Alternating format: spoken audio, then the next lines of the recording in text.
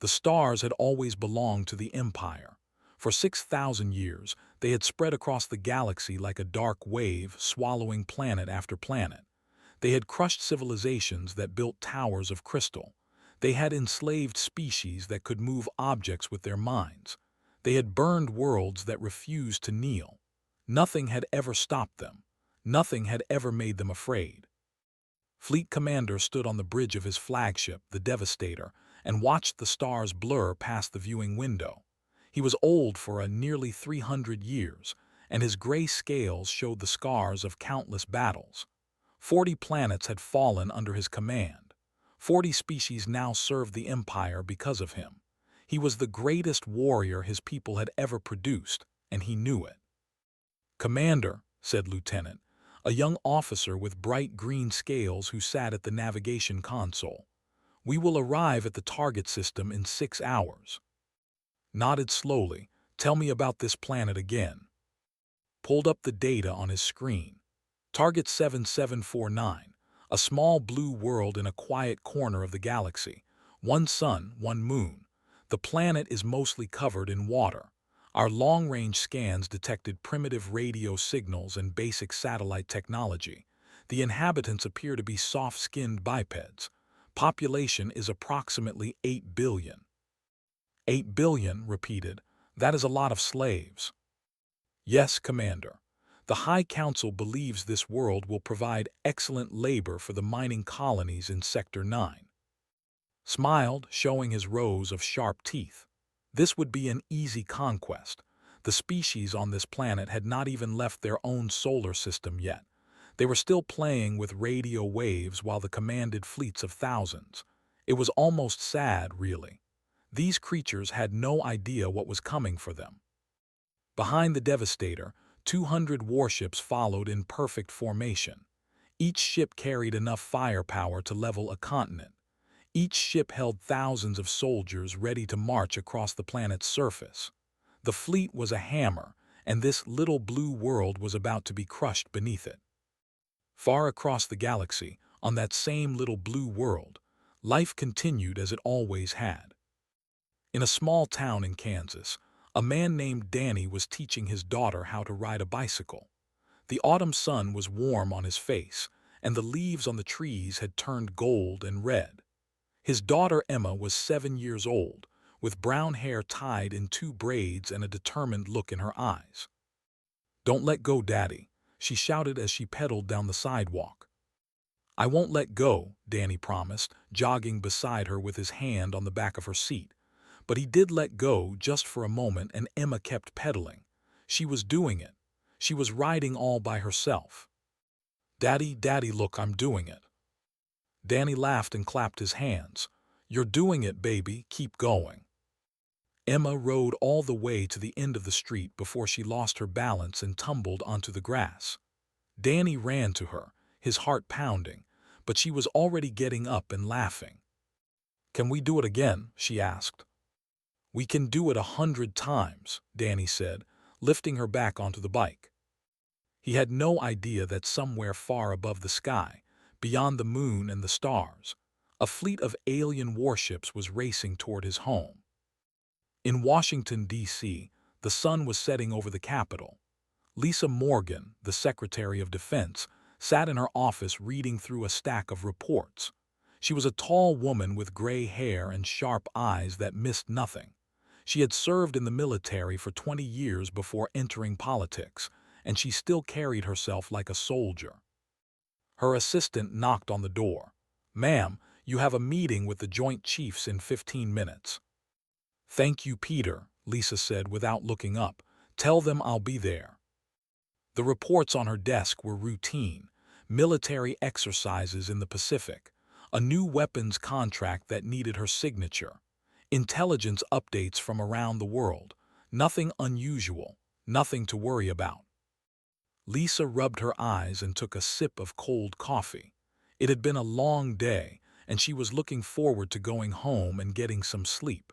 Tomorrow would be just like today, she thought, and the day after that would be just like tomorrow. She was wrong. On a small island in Hawaii, a young astronomer named Park was working the night shift at an observatory. He was 26 years old, thin and quiet, with glasses that were always sliding down his nose. Most nights, his job was boring. He would stare at the same stars, record the same data, and drink too much coffee. But tonight was different. Frowned at his computer screen. There was something strange in the data.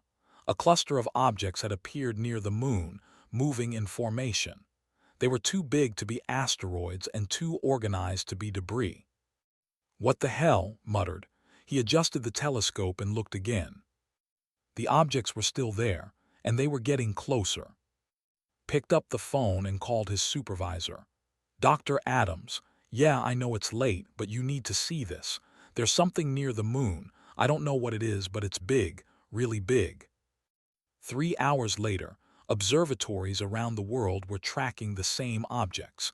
Governments were waking up their military commanders. Emergency meetings were being called in every capital on Earth. And aboard the Devastator, Fleet Commander gave the order to drop out of hyperspace. The fleet appeared behind the moon, hidden in its shadow. 200 warships hung in the darkness, their weapons powered up and their soldiers ready. From here, they could see the blue planet floating in the void, beautiful and fragile and completely unaware. "Begin scanning the planet," ordered. "I want to know everything. Their military strength, their population centers, their communication networks, everything." Worked at his console, his green fingers flying over the controls. "Scans complete, Commander. The inhabitants have basic nuclear weapons but no energy shields. Their aircraft are primitive. Their naval vessels are slow. This will be an easy victory." Nodded with satisfaction. "Prepare the intimidation protocol. We will give them one chance to surrender. If they refuse, we will burn their cities to ash." As the fleet prepared its attack, the people of Earth went about their lives. Danny put his daughter to bed and read her a story. Lisa Morgan drove home through the dark streets of Washington. Park stayed at his telescope, watching the strange objects with growing fear. None of them knew that in just a few hours, everything would change. The storm was coming, and Earth was not ready. The sun rose over Earth on what would become the most important day in human history. People woke up, made coffee, kissed their families, and went to work. Children walked to school. Cars filled the highways. The world was busy and noisy and alive just like any other day.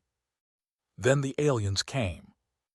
At exactly 9 o'clock in the morning Eastern Time, 50 fighters descended from the clouds over New York City.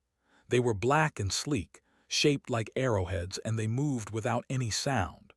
People on the streets stopped and stared. Some took out their phones to record videos. Others ran screaming into buildings. The lead fighter stopped above Times Square and projected a hologram into the sky. It showed Fleet Commander, his gray scales gleaming, his eyes cold and empty. "People of this planet," the hologram said in perfect English, "I am commander of the Empire. Your world now belongs to us. You will surrender immediately. You will lay down your weapons. You will kneel before your new masters. If you resist, you will be destroyed. You have 1 hour to comply." The message played in every language on Earth. It appeared on every television screen, every radio station, every phone. The whole world heard it at the same time. For a moment there was silence. The people of Earth stood frozen, trying to understand what was happening. Then the silence ended. In a military base in Nevada, Air Force pilot Captain Torres was already running toward his F-35 fighter jet. He was 32 years old, with dark hair and a calm face that never showed fear. He had been a pilot for 10 years, and he had trained for every possible situation, but nothing had prepared him for this. "All pilots, this is General," a voice crackled over his radio. "We have hostile aircraft over multiple cities. You are authorized to engage. Repeat, you are authorized to engage." Climbed into his cockpit and started his engines. His wingman, Lieutenant Price, pulled up beside him. She was younger than, with short hair and a fierce look in her eyes. "You ready for this?" asked over the radio. Born ready, replied. Let's show these things what humans can do. Their jets screamed into the sky. Across the world, the same scene played out again and again. Fighter jets launched from bases in China, Russia, Germany, Brazil, and a dozen other countries. Ships at sea aimed their weapons at the sky. Soldiers grabbed their rifles and took position. In less than 30 minutes, the entire planet had mobilized for war. They had never seen anything like it. On the bridge of the Devastator, Commander watched the data coming in from his fighters. The primitive creatures were not surrendering. They were fighting back. His tactical officer, a nervous named, reported that missiles were being launched at their ships. Missiles? Laughed. These fools are attacking us with chemical rockets. Our shields will stop them easily. But the shields did not stop them. The shields were designed to absorb energy weapons. Lasers, plasma cannons, particle beams, nothing could break through. But the human missiles were not energy weapons. They were chunks of metal and explosives, flying at incredible speed and smashing into the alien ships with brutal force. The first fighter exploded over Tokyo. The second was destroyed over London. The third fell from the sky above Moscow, leaving a trail of fire behind it. Commander, shouted, his voice shaking, we are losing fighters. The primitive weapons are penetrating our shields. Leaned forward, his eyes wide. That is impossible. But it was not impossible, it was happening. Over New York, Torres locked onto an alien fighter and pressed the trigger. His missiles flew straight and true. The alien ship tried to dodge, but it was not fast enough. The missiles hit, and the ship came apart in a ball of flame. Got one, shouted. Nice shot, called back. She was chasing another alien fighter through the canyons of Manhattan, weaving between skyscrapers. The alien was fast, but was faster. She fired her cannon, and the bullets tore through the alien ship like it was made of paper. On the ground, the story was the same. When soldiers landed in the streets of Los Angeles, they expected the humans to run away in fear. Instead, the humans attacked with everything they had. Police officers fired their pistols. Soldiers fired their rifles. Ordinary citizens threw rocks and bottles. The soldiers were 8 feet tall and covered in natural armor. They were stronger than any human, and their weapons could vaporize a person with a single shot. But there were so many humans, and they would not stop coming. Sergeant led his squad of Marines through the burning streets. He was a big man with a shaved head and arms covered in tattoos. He had fought in 3 wars, and he had never lost a battle. Keep moving, he shouted to his men. Flank left, use the buildings for cover. His squad moved like ghosts, appearing from doorways and alleys, firing their weapons and disappearing again. The soldiers did not know how to fight an enemy they could not see. Back on the Devastator, pulled up the Galactic database. His green fingers were trembling as he searched for information about this planet. Commander, he said, his voice barely a whisper, I have found something. What is it? Demanded. This planet has a designation in the Forbidden Archives, a warning that was placed there thousands of years ago by species we have never met. What designation? What warning? Looked up at, and his eyes were filled with terror. The planet is called Earth, Commander. The inhabitants are called humans, and according to the database, they are the most dangerous species in the galaxy. The bridge fell silent. Every officer stopped what they were doing and stared at the main screen, where the blue planet hung in the darkness of space. The database says humans evolved on a death world, continued. A planet where everything tries to kill everything else. They survived by becoming the most adaptable, most violent, most relentless creatures in existence. They have been fighting wars against each other for 10,000 years. They have never known peace. They have never stopped improving their weapons. Felt something he had not felt in 200 years.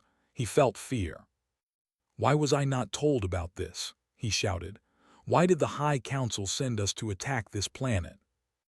The warning was buried in old files, said. Nobody has accessed it in centuries. Commander, I think we made a terrible mistake. On the screen, another fighter exploded, then another, then another. The humans were not running. The humans were not surrendering. The humans were winning. And they had just woken up the most dangerous species in the universe. The news spread through the fleet like a disease. Earth. They had attacked Earth. The death world. The planet that every spacefaring species had been warned to avoid for thousands of years. On the smaller warships, soldiers whispered to each other in fear. On the cruisers, officers argued about what to do. On the Devastator, Commander paced back and forth across the bridge, trying to understand how everything had gone so wrong. He had expected an easy victory. He had expected the primitives to fall to their knees and beg for mercy. Instead, his fighters were being shot out of the sky, his ground troops were being slaughtered in the streets, and his entire fleet was in danger. Commander, Lieutenant said quietly, perhaps we should consider retreat. Retreat, spun around, his eyes burning with anger. I have never retreated in my life. I have conquered 40 worlds. I will not run from a planet of soft-skinned animals. But Commander, the legends. Legends are for children, roared. These are just creatures with primitive weapons. We have 200 warships. We have millions of soldiers. We will crush them. He turned to his communication officer. Order all ground forces to advance. I want every major city on this planet under our control within 24 hours. The order went out. Thousands of drop ships descended from orbit, carrying soldiers and tanks and war machines. They landed in China, in Russia, in Europe, in South America. They expected to overwhelm the humans with their numbers and their superior technology. They were wrong. In Chicago, Sergeant crouched behind an overturned bus and watched the alien soldiers march down Michigan Avenue. There were at least 100 of them, walking in a perfect line, their weapons held at the ready. Look at them, whispered Private First Class Tommy, a young man from Boston who had joined the Marines just 1 year ago. They're marching in formation, like they're on parade. Smiled grimly. They don't know how to fight, not really. They've spent so long conquering weak species that they forgot what a real enemy looks like. So what do we do, Sergeant? We teach them. Raised his hand and gave a signal. All along the street, hidden in buildings and behind cars and in the shadows of alleys, his Marines prepared to attack. They had set up crossfire positions just like they had trained. They had placed explosive charges just like they had learned. They were ready. Now shouted. The street exploded in gunfire. Bullets came from every direction at once, tearing into the alien formation. The soldiers tried to return fire, but they could not see their enemies. They tried to take cover, but there was no cover. They tried to run, but there was nowhere to run. In less than 2 minutes, all 100 alien soldiers were dead. Stood up and looked at the bodies scattered across the street. He felt no joy, no satisfaction. This was just the beginning. There were thousands more where these came from. Move out, he ordered. Find more of them. All across the planet, the same scenes played out. Humans used guerrilla tactics that they had never encountered. They attacked and disappeared. They set traps and ambushes. They fought in small groups that could vanish into the urban landscape like ghosts. They did not understand this kind of war. They were used to facing enemies in open battle where their superior numbers and firepower would win the day. But humans did not fight in open battle. Humans fought dirty. Humans fought smart. Humans fought to win. In a command bunker somewhere in Virginia, Secretary of Defense Lisa Morgan stood before a wall of screens, watching reports come in from around the world. She had not slept in 2 days. Her eyes were red and tired, but her mind was sharp. "What's our status?" she asked. General Harold Brooks, the chairman of the Joint Chiefs, pointed at the main screen. "We've destroyed approximately 60% of their fighters. Their ground forces are taking heavy casualties in every theater, but they still have orbital superiority. As long as their fleet stays up there, they can bombard us from space. Then we need to take out the fleet, Lisa said. Ma'am, we don't have weapons that can reach orbit. Then we build them. She turned to the room full of military officers and scientists. I want every space agency in the world on a conference call in 1 hour. NASA, ESA, CNSA, ISRO, everyone. We have satellites up there. We have rockets. We have the greatest engineers on the planet. Find me a way to hit those ships. Meanwhile, in a small apartment in Seattle, a young man named Cole was doing something that no government had asked him to do. He was hacking into the alien communication system. Was 23 years old. He had never graduated from college. He worked part-time at a coffee shop and spent most of his time playing video games. But he had a gift. He could see patterns in code that nobody else could see. He could break into systems that were supposed to be unbreakable. The alien signals had been picked up by radio telescopes around the world, had downloaded them from a public server, and started working on them in his bedroom. It took him 18 hours. 18 hours of staring at strange symbols and alien mathematics. 18 hours of trying different algorithms and encryption keys. But finally, the code broke open like an egg. Sat back in his chair and stared at his screen. He could read their messages. He could see their orders. He knew exactly where every ship in the alien fleet was located, and he knew what they were planning to do next. He picked up his phone and called the FBI. Yeah, hi, he said when someone answered. This is going to sound crazy, but I think I just hacked the alien fleet. I know where all their ships are. I know their battle plans. I know everything. There was a long pause. Don't hang up, the voice on the phone said. I'm transferring you to the Pentagon. In Kansas, Danny was loading his rifle. He was not a soldier. He was an accountant. But he had grown up hunting deer with his father, and he knew how to shoot. His wife Maria was taking their daughter Emma to stay with relatives in the mountains, somewhere safe, somewhere far from the fighting. I'll come back, Danny promised, hugging his daughter tight. When this is over, I'll come find you. You promise, Daddy. I promise. He watched them drive away. Then he got in his truck and headed to the National Guard Armory. He did not know if he would survive. He did not know if humanity would win. But he knew that he had to fight. Every human who could fight was fighting. Every human who could not fight was helping in some other way. Doctors treated the wounded. Engineers built weapons. Scientists worked on solutions. The whole planet had become one army, united against a common enemy. And slowly, hour by hour, the tide was beginning to turn. On the 5th day of the invasion, humanity launched its counterattack. It began at midnight when the sky was dark and the alien fleet was resting in orbit. Every military on Earth had been coordinating in secret, sharing information and planning together. For the first time in human history, there were no borders. There were no enemies. There was only Earth and the things that had come to destroy it. In the Pacific Ocean, the aircraft carrier USS Liberty led a fleet of ships from 12 different nations. American destroyers sailed beside Chinese cruisers. Russian submarines traveled with British frigates. French and Indian warships formed a single battle line. The flags were different, but the mission was the same.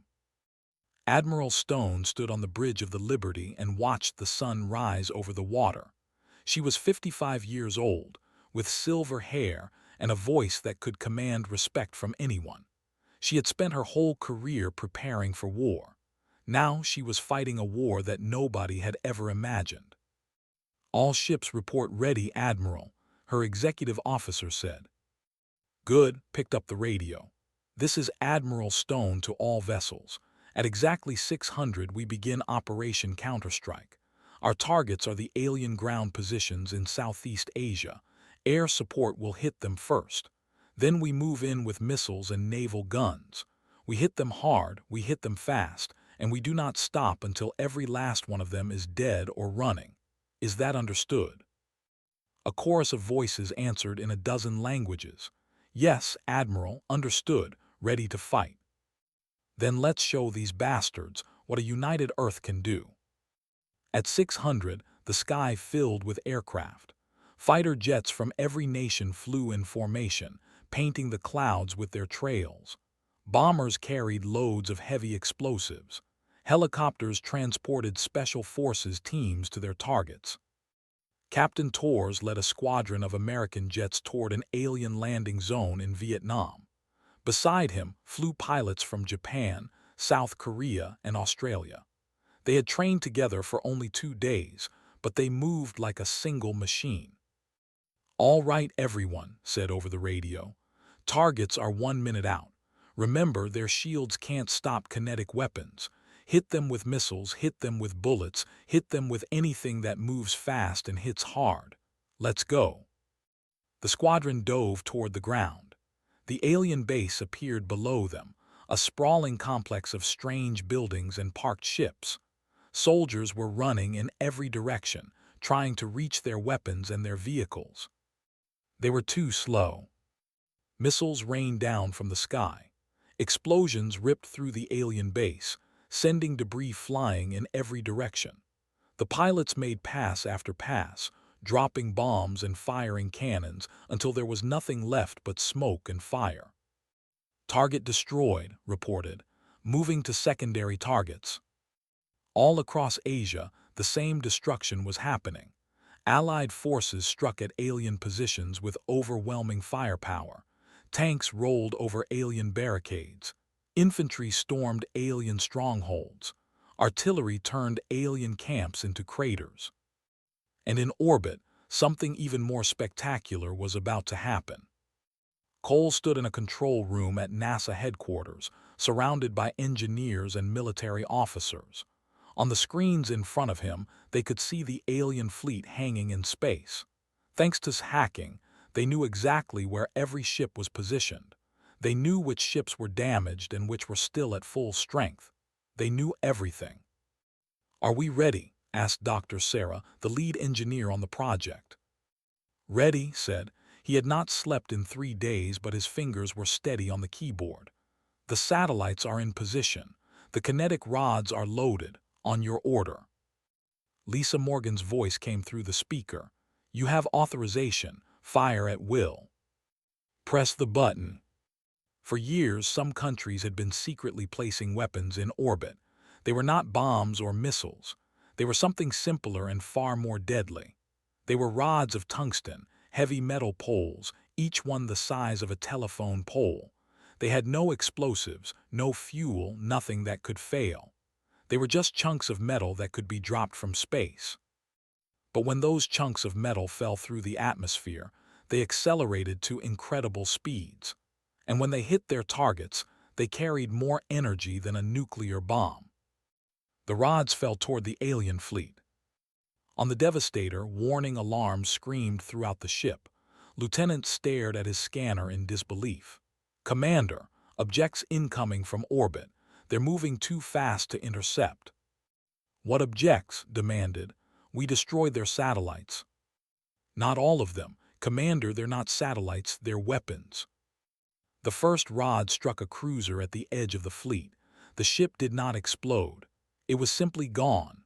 One moment it was there, the next moment it was a cloud of fragments spreading through space. More rods fell, more ships died. "Evasive maneuvers," screamed. "All ships evasive maneuvers." The fleet scattered like startled fish. But the rods kept coming. The humans had aimed them hours ago, calculating the exact positions of the alien ships based on data. Every time a ship moved to a new position, another rod was already on its way. 53 warships were destroyed in the first wave. Another 27 were crippled. The great fleet that had arrived with such confidence was being torn apart. In the control room at NASA, cheers erupted. Engineers hugged each other. Military officers shook hands. Cole sat back in his chair and let out a breath he had been holding for days. On the ground, the aliens were losing just as badly. Their communication systems had been compromised. Their tactics had been predicted. Every time they tried to regroup, human forces were waiting for them. Sargent led his Marines into the heart of Chicago, where the last alien stronghold stood. They had fortified a skyscraper, filling it with soldiers and weapons. It should have been impossible to take, but had a plan. "We go in through the sewers," he told his team. "They don't know about the sewers. They don't know about half the things this city has hidden underground. We come up behind them and we hit them from the inside." They moved through the dark tunnels beneath the streets, guided by flashlights and memory. Above them, they could hear the sounds of battle, explosions and gunfire and the strange humming of alien weapons. But down here, it was quiet. They found a maintenance access that led into the basement of the building. They climbed up silently, floor by floor, taking out alien guards before they could sound the alarm. By the time they reached the top, they had no idea they were there. The final assault lasted 11 minutes. When it was over, the alien flag was torn down, and the American flag flew in its place. Similar victories happened everywhere. Berlin, Tokyo, Cairo. The aliens were being pushed back, killed, captured, destroyed. Their invasion was collapsing. And in orbit, Commander looked at what remained of his fleet and knew that he had lost. The battle had lasted 9 days. 9 days that changed the history of the galaxy forever. Commander stood on the bridge of the Devastator and looked at the reports coming in from every corner of the fleet. Of the 200 warships that had arrived at Earth, only 23 were still able to fly. The rest were debris floating in orbit or burning wreckage scattered across the planet below. His ground forces were gone. 100,000 soldiers had landed on Earth. Fewer than 3,000 were still alive, and most of those had been captured. His fighters were gone, his tanks were gone, his commanders were gone. Everything was gone.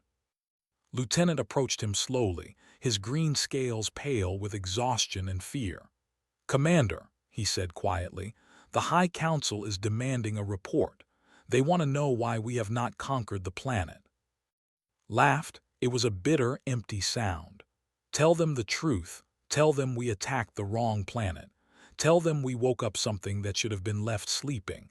Tell them that humans are not prey. Humans are hunters, and we were fools to forget that." On his screen, another message arrived. But this one was not from the High Council. This one was from Earth. "Commander," said the communication officer, "we are receiving a transmission from the planet's surface. They say it is from something called the United Nations." "Put it through." The screen flickered and a woman appeared. She had brown skin and dark hair, and she wore a formal suit. Behind her, flags from every nation on Earth hung in a row. Her eyes were calm and steady, and her voice was clear. "I am Secretary General," she said, "speaking on behalf of the people of Earth. You came to our world with weapons and threats. You demanded our surrender. You tried to conquer us. You failed." Said nothing. There was nothing to say. "We offer you this one chance," continued. "Leave. Take your remaining ships and go back to wherever you came from. Tell your empire what you saw here. Tell them that Earth is not a target. Tell them that Earth is not weak. Tell them that if anyone ever attacks us again, we will not show mercy." She paused, and when she spoke again, her voice was harder. "We did not start this war, but we finished it. And we will finish any war that anyone brings to our door. That is not a threat. That is a promise. Now go before we destroy what is left of your fleet." The transmission ended. The screen went dark. For a long moment, nobody on the bridge spoke. The officers looked at each other, then they were waiting for him to make a decision. They were waiting for him to tell them what to do. Spoke first. "Commander," he said, "we have to go. If we stay, they will kill us all. You saw what they did to our ships. You saw what they did to our soldiers. We cannot win this fight." Closed his eyes. He thought about his career. 40 planets conquered, 200 years of victories. He had been the greatest warrior in the Empire. He had never known defeat. Until now. "Commander," said from his station, "the humans are preparing another wave of kinetic projectiles. If we do not leave in the next 20 minutes, we will not be able to leave at all." Opened his eyes. He looked at the blue planet on his screen, so beautiful and so deadly. He thought about the legends he had dismissed as children's stories. He thought about the warnings in the forbidden archives. He thought about all the species that had tried to conquer Earth before, thousands of years ago, and how none of them had ever been heard from again. "All ships," said finally, "prepare for emergency hyperspace jump. Set course for home." The officers rushed to obey. Engines powered up. Coordinates were entered. The surviving ships of the fleet gathered together for one last time. Took one final look at Earth. Somewhere down there, humans were celebrating. Families were reuniting. Soldiers were laying down their weapons. Life was returning to normal. But it would never really be normal again, because now the humans knew they were not alone in the universe, and they knew they could win. "Jump," ordered. The stars stretched into lines, and the fleet vanished into hyperspace, leaving nothing behind but ghosts and memories. On Earth, the news spread instantly. The aliens were running away. The aliens were fleeing. Earth had won. In Times Square, where the invasion had begun, thousands of people poured into the streets. They cheered and hugged and cried. Strangers became friends. Enemies became brothers. For one shining moment, every human on the planet was united by a single, overwhelming feeling of pride. In Chicago, Sargent sat on a pile of rubble and watched the alien ships disappear into the sky. His uniform was torn and dirty. His face was covered in cuts and bruises. He had not slept in days, but when he saw those ships run away, he smiled. Private Tommy sat down beside him.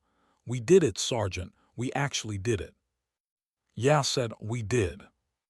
In Washington, Secretary of Defense Lisa Morgan stood at a window in the Pentagon and watched the celebrations in the streets below. She was exhausted beyond words, but she could not look away. This was what they had fought for. This was what they had saved. General Brooks came to stand beside her. "What happens now?" he asked. "Now," Lisa said, "now we rebuild, we bury our dead, we heal our wounded, and we get ready." Ready for what? For the next time, because there will be a next time. The universe knows about us now. Some will fear us, some will hate us, and some will try to test us again. She turned to look at him. "We need to be ready." In Kansas, Danny drove down a long dirt road toward a small house in the mountains. His heart was pounding. His hands were shaking. He had survived the war. He had kept his promise. He saw them waiting on the porch. His wife Maria, her face streaked with tears. His daughter Emma, jumping up and down with excitement. Danny got out of the truck and ran toward them. Emma leaped into his arms, and he held her so tight that he never wanted to let go. "Daddy," she cried, "you came back." "I told you I would," Danny said, his voice breaking. "I promised." In Seattle, Cole finally went to sleep. He had saved the world with a keyboard and a laptop, and nobody would ever know his name. He was fine with that. He just wanted to rest. And somewhere far across the galaxy, the survivors of the fleet arrived at there. They told their story to anyone who would listen. They described the blue planet and its terrifying inhabitants. They warned everyone they met to stay away from Earth. The legend of humanity spread across the stars. It grew with each telling. It became a story that parents told their children to make them behave. It became a warning that admirals taught their officers to make them cautious. Earth, the death world. Earth, the planet where everything fights back. Earth, where the hunters became the hunted. And in the forbidden archives of 1,000 civilizations, a new entry was added. It was short and simple, just a few words in an ancient language. It said, "Do not attack Earth. The humans will make you regret it." The stars were vast and full of wonders. But tonight, One small blue planet had proven that it was not to be underestimated. Tonight, Earth had earned its place among the stars. And the galaxy would never forget.